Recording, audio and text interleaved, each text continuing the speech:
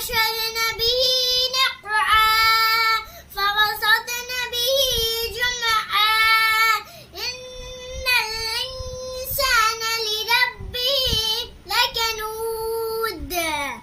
وإنه على ذلك لشهيد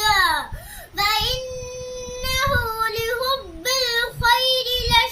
لشديد أفلا يعلم إذا بعثر ما في القبور وحصل ما في الصدور وإن